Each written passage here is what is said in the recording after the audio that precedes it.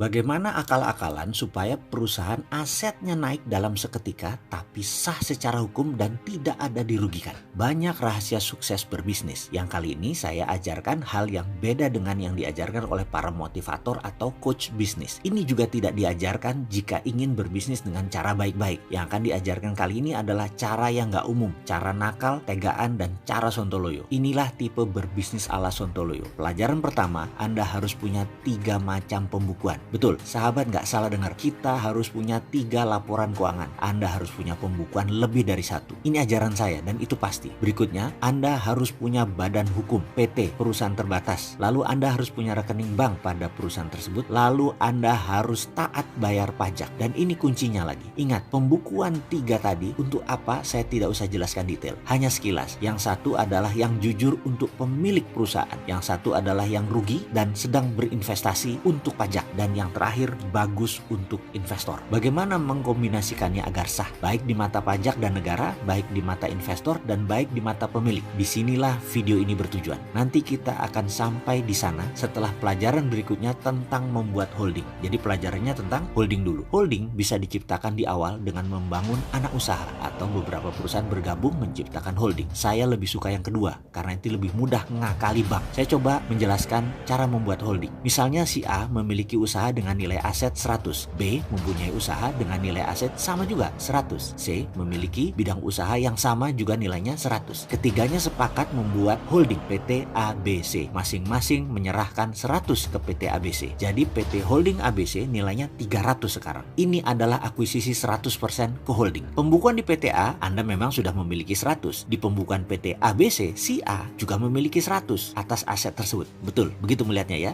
Jadi di pembukuan yang berbeda tadi, A asetnya kalau dijumlahkan menjadi 200. Dari PT A 100, dari PT ABC 100. Walaupun aset bernama sama, namun dibaca di buku berbeda. Lalu PT ABC bisakah meminjam bank senilai 200? Jawabannya bisa. Maka uang yang 200 tadi dibuat PT D dan PT E. Aset PT ABC sekarang ditambah dengan PT D dan E. Nilainya menjadi 500. Setuju bukan? Kekuatan bertiga tadi waktu berdiri sendiri-sendiri hanya 100. Tapi kalau sekarang digabungkan menjadi 700 nilai bukunya. Sebentar dulu, jangan dikomentari. Masih panjang ini. Kemudian ada proyek F bernilai 600. Maka PT ABC meminjam uang ke sebuah perusahaan di luar negeri bernama Y. Y invest 600 dengan mendapatkan jaminan aset perusahaan PT ABCDE. F, proyek tersebut jalan baik dan tiap bulan menyicil pinjaman ke luar negeri, ke negeri seberang. Namun karena bunga besar, maka F terus menyicil ke perusahaan Y bahkan hingga tahun ke-8 masih belum lunas-lunas. Malah di tahun ke-8 pinjam lagi tambahan dengan bunga lebih besar lagi. Karena hutang besar, perusahaan ABCDE berhutang dan terus-menerus bekerja tanpa ada untung. Pajak ABCDE kecil, untungnya hampir tidak ada. Kemakan operational expenditure walaupun aset terlihat naik. Hampir 600 plus 600 ditambah kenaikan dalam 5 tahun operasional mungkin sudah menjadi 2000, tetapi tidak ada cash di tangan. Apa yang terjadi dengan pelakunya? Si A, si B, dan si C. Tahukah Anda bahwa perusahaan yang berinisial Y ternyata milik ABC? Y tidak punya hutang, tapi punya revenue streaming yang solid. Yang dilakukan adalah memindahkan aset ke Y tanpa pihak Indonesia menyadari. Karyawan Y hampir tidak ada. Uang di Y langsung dibagi ke pemilik ABC tadi. Karyawan A, B, C, D, E, dan